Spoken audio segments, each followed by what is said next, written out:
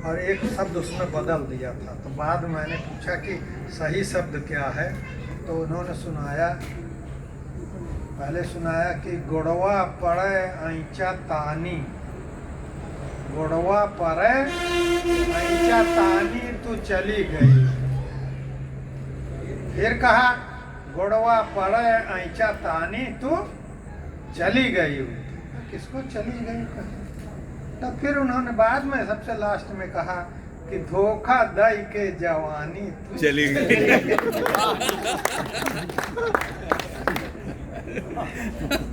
तो लड़खड़ाने वाले दिन आ गए, और इसीलिए मैंने पीना नहीं शुरू किया, कभी लड़खड़ाना ना पड़े। लेकिन अब वो उसके बगैर ही ये नौबत आई। बिस्मिल्लाह जी से हमारा परिचय बहुत पुराना है, बचपन का नहीं है, लेकिन नौकरी के सिलसिले में मेरी पोस्टिंग बलिया में हुई थी। तब इनकी कहानी था, एक साप्ताहिक हिंदुस्तान में छपी थी, फोटो भी छपा था और नीचे पता भी कोयला बाजार का छपा था। तो हमने कहा कि हम तो हर महीने मीटिंग करने जाते ही हैं बनारस, एक दिन मिलने जाएंगे। फिर मुलाकात हुई और फिर ऐसा संयोग लगा कि बगल में ही मेरा फिर ट्रांसफ़र हो गया मऊ नाथ भंजन। तो तब तक हम लोग ज़्यादा नज़दीकी हो चुके थे और मऊ में आपका आना जाना भी ज़्यादा हो गया, क्योंकि इनके और भी दोस्त मऊ में थे। तो मऊ में इनके दोस्तों की संख्या आधा दर्जन हो गई और उसी में मैं भी था। फिर ऐसा हुआ, धीरे धीरे हम लोग नज़दीक आए, और मैं तो थोड़ा संकोची भी हूँ। बिस्मिल्लाह जी तो अभी देखिए जब बोलेंगे तो रौ में हो जाते हैं। तो जब एक बार आ गए, दो बार आ गए, मुलाकात हो गई, तो लगा कि हम लोग 1000 जन्मों के साथी। तो पहली बार मऊ में प्रगतिशील लेखक संघ की स्थापना बिस्मिल्लाह जी के आने से हुई थी। मैं भी वहाँ था, उसके पहले वहाँ संघ नहीं था। बाद में उससे बहुत सारे लोग जुड़े। हम लोगों के एक कॉमन मित्र थे अजीम खां, एक मित्र थे उत्तम चंद, जो पत्रिकाएं झोले में लेकर के घर घर पहुंचाते थे, लघु पत्रिकाएं, उसका पैसा लेते थे, फिर उसको भेजते थे। उस जमाने में ऐसा बहुत होता था, लगभग हर शहर में ऐसे लोग होते थे। तो उत्तम चंद जी थे, अजीम थे, और भी हमारे यहाँ आजकल वो धूमकेतु सरनेम लगाया है जो जयप्रकाश जी हैं, वो वहाँ भूगोल पढ़ाते थे। हिंदी के एक पढ़ाने वाले थे राय साहब, उनका पूरा नाम CD राय उनका नाम था। और थोड़ी दूर पे गाजीपुर था, तो विवेकी राय जी कभी कभी आ जाया करते थे। एक बार काशीनाथ सिंह आए थे। तो ये जो साहित्य का माहौल है, उसी में सारे लोग हम लोग इकट्ठा होते थे, और होते होते हम लोगों की अभिन्नता बढ़ती चली गई। और फिर जब बनारस में जाता था तो कई बार आपके घर पर रुका हूँ, और जब तक बनारस में थे तब तक कहानियों पर, कविताओं पर, संगठन पर, इन पर तो बात होती ही थी। जो इनका अंदाजे बयां है किसी चीज को बताने का, वो मोहित कर लेता था। तो जब भी इन बनारस आते थे कोई काम निकाल करके, तो हम सब लोगों की मीटिंग होती थी, साथ बैठते थे, रात रुकते थे, और ये होता था कि बार बार ही आए, बार बार आए। और कई जगह कई आपके अड्डे हो गए थे।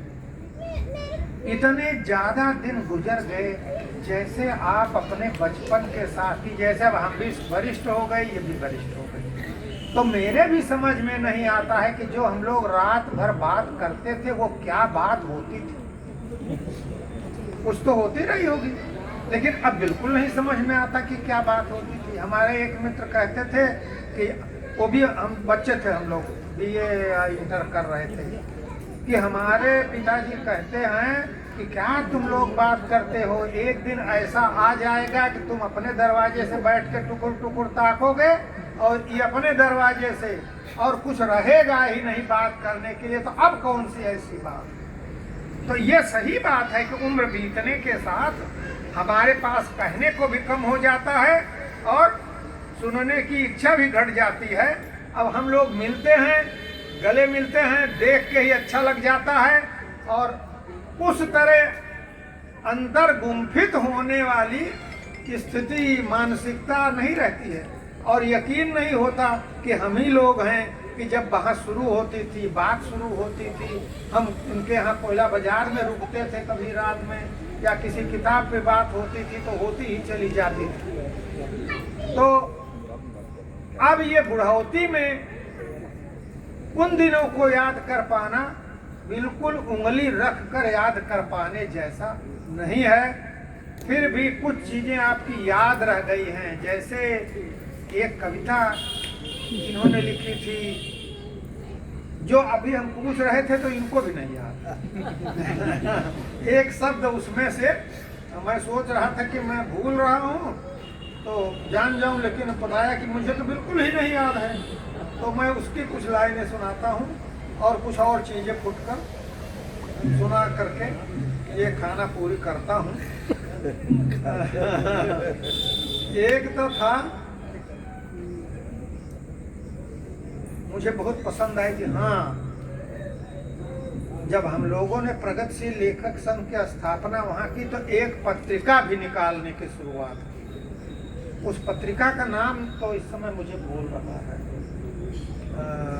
कोपागंज वालों ने निकाला था, पतली सी थी, अभी मैं याद करने की कोशिश कर रहा था, लेकिन वो मुझे इसलिए याद है कि मैंने एक उपन्यास लिखा था जब मैं इंटर में था। तो बिस्मिल्लाह जी ने कहा कि इस पत्रिका के लिए आपको एक कहानी देनी है, तो तुरंत कोई कहानी नहीं थी, तो उसी सन 68 वाले यानी इंटर वाले उपन्यास से एक पन्ना मैंने निकाला और उसको थोड़ा लिख करके आपको दे दिया। मैंने क्या शीर्षक रखा था ये याद नहीं है, लेकिन आपने उसका शीर्षक रखा खरीद फरोख्त। और फिर कुछ दिन बीता तो मुझे लगा कि ये तो और बड़ी हो सकती है, कई साल बाद, एक दशक बाद, तो मैंने कहा तो और बड़ी हो सकती है। तो फिर मैंने उसका फिर नई दूसरी कहानी लिखी उसी विषय पर, और उसका नाम दिया तिरिया चरित्र, और वो फिर हो गई 20 पेज की। यहाँ छपी थी 2 पेज की थी, उपन्यास से निकाला था तो 1 पेज की थी, और उसी पे फिल्म बनाया बासु चटर्जी ने, जिसमें ओमपुरी और नसीर ने काम किया। तो इस वजह से मुझे वह पत्रिका याद आ रही है, हो सकता है अभी थोड़ी देर में उसका नाम भी याद आ जाए। समझ हाँ। तो और देखिए एक चीज और याद पड़ रही है, बिना इसमें देखे तो मुश्किल ही है। वो जो कविता थी बहुत क्रांतिकारी कविता थी, अभी मैं बोलते याद कर रहा था उसको, कपास के सारे टोटे मैंने टोपियों के लिए चुन लिए। बहुत लंबी कविता है, थोड़ा सा मुझे याद है। हमने, मैंने नहीं, कपास के सारे, जिसमें रुई होती है, कपास जब फूट जाती है तो चुन लिया जाता है। तो कपास के सारे टोटे हमने टोपियों के लिए चुन लिए, और वे लंगोटियों का ख्वाब देखते रहे। हम इंतजार करते रहे कि बालियों में दूध जमे, और उन्होंने उसे मदिरालय के लिए तोड़ लिया। फिर और कुछ है कि हम मांगते रहे रोटी, वो देते रहे सपने, या इस तरह से कुछ। अंत में है हम अपने बच्चों को बंदूक दिलाते रहे, हम अपने बच्चों को पटाखे दिलवाते रहे, और उनके बच्चे बंदूक चलाना सीख गए। ये बहुत हंट करती थी, हम अपने बच्चों को खिलौने दिलवाते रहे, लोग पटाखा दगाओ, और उनके बच्चे जिनको कुछ नहीं मिला वो बंदूक चलाना सीख गए। तो कविताएं भी बिस्मिल्लाह जी की बहुत, उस जमाने में दोहे बहुत सारे थे, अभी दोहे की चर्चा हुई, और बहुत मारक दोहे थे, तो लगभग सारी विधाओं में आपने लिखा। और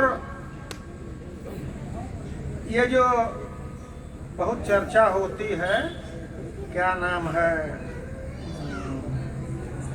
गुनाहों का देवता। अभी किसी ने कहा कि एडोलसेंस का प्रेम, एडोलसेंस यानी कि किशोर। एक अब जब आदमी वो जैसे कहते हैं कि वो नासमझी के दौर में हमने लिखा था, अभी किसी ने कहा कि बिस्मिल्लाह जी ने उसको नासमझी के दौर में लिखा था, तो शायद ये भी नासमझी के दौर में लिखा होगा, क्योंकि अब कहते हैं कि अब उसको किसी को बताओ नहीं और कहीं छपवाएंगे। तो वो किशोर अवस्था का प्रेम था, और किशोर अवस्था का प्रेम छपा था, अच्छी जगह से छपा था, और वो करीब 150-125 पेज का था, और उसको आप जैसे ही 3-4 पेज पढ़िए आपको पकड़ लेता है। और उसका जो प्रेमी लड़का है, और लगभग उसी से साल 2 साल छोटी लड़की है, वो प्रेमी अगर एक दिन भी नहीं मिलता या बोलने से इनकार कर देती है या नहीं दिखाई देती तो अपने बाल नोचने लगता है ऐसे। तो ऐसा भी उपन्यास उस उम्र को भी आपने बहुत ही जीवंत ढंग से प्रस्तुत किया है, और उसका गवाह मैं ही हूँ। और चूंकि आपने कहा है कि और किसी को मत बताइएगा, तो एक दिन मैंने चर्चा की तो राजकमल प्रकाशन के मालिक ने कहा कि अरे मुझको तो दे दीजिए, मैं छाप दूँ। तो हमने कहा अब वो जब देंगे तो बिस्मिल्लाह जी ही देंगे, हम नहीं देंगे। लेकिन वास्तव में मैं तो अब भी कहूँगा कि उसको आने दीजिए, उसमें जो बदलना हो बदल दीजिए, पता न चले, पात्र का नाम बदल दीजिए, जगह का नाम बदल दीजिए, बनारस के बजाय उसको मेरठ कर दीजिए, लेकिन उसको आने दीजिए। और मैं बहुत ही उस उम्र में इन्होंने लिखा था जो 30 के भी मेरे ख्याल से नहीं थे, और वो इतना उसमें जीवंतता है। उम्र बढ़ने के साथ समझदारी तो जरूर बढ़ जाती होगी और क्षमता भी बढ़ जाती होगी, लेकिन वो इंटेंसिटी फील करने की वो तो उसी उम्र में होती है। आप खुद अपने 5 साल पहले की ऐसी चीजें याद करिए, उस इंटेंसिटी से नहीं याद होगी। और बुढ़ापे तक जाते जाते तो आपको लगेगा कि नहीं ऐसा कुछ हुआ ही नहीं था, ये काम ख्याल ही है, क्योंकि वक्त गुजर गया, दिमाग की मानसिक स्थिति बदल गई। लेकिन मुझे लगता है कि हम बिस्मिल्लाह जी को जब याद करते हैं तो इस कविता के लिए याद करते हैं जिसका मैंने अपनी एक किताब में उपयोग किया है, और जब याद करते हैं तो इस उपन्यास के लिए याद करते हैं जिसका नाम हम बता देते हैं, बाकी नहीं बताएंगे। उसका नाम था अंगूरी, अंगूरी लड़की का नाम था, और क्या बढ़िया प्रेम था। तो हम लोगों ने साथ साथ यात्राएं, पहली हवाई यात्रा हम दोनों लोगों ने साथ साथ किया पहली बार, और जैसे ही वो थोड़ा सा हिलता था तो मैं उठ के खड़ा हो जाता, क्या अब लगता है गिरने वाला है तो जितनी जल्दी बाहर कूद जाऊंगा उतना। तो बहुत जमाना हो गया। उस समय बिस्मिल्लाह जी शायद JNU में चले, वहाँ जामिया में चले गए थे, तो एक दिन मिलने गए और 2 दिन की कुल छुट्टी थी, सेकंड सैटरडे संडे। उसे भी हुआ चलिए कश्मीर घूमा जाए, कश्मीर का बड़ा नाम था, पुरानी बात है, तब ये दंगा फसाद नहीं था। बस हम दोनों लोग उठे और चले गए। उस समय भी नहीं प्री बुकिंग कराइए और कुछ कराइए, ऐसा कुछ नहीं था, 10-5 सीट खाली ही जाती थी। हम लोग लिए और चले गए, और 2 दिन खूब मैराथन दौड़े। गुलमर्ग गए, कहाँ गए, 5 चिनार के 7 चिनार गए, 4 चिनार गए, और भी कई जगह गए, और फट से लौट के चले गए। आप अपनी ड्यूटी चले गए, मैं बस्ती में था तो मैं अपनी ड्यूटी चला गया। बिना एक दिन की छुट्टी लिए हम लोग कश्मीर घूमे। तो इसी तरह की बहुत सारी स्मृतियां हैं। क्या कहा जाए, शुरुआत में जो मित्रता होती है, चाहे प्राइमरी स्कूल के हो, मिडिल स्कूल के हो, सबके चेहरे याद रहते हैं, सबका नेचर याद रहता है, वो भूलता नहीं है। आप कहीं पहुंच जाइए, दूसरा कहीं उतनी दूर ना पहुंचे, बहुत पीछे रह जाए, लेकिन मिलने पर जो एक मिलने का आनंद आता है वह अलौकिक होता है।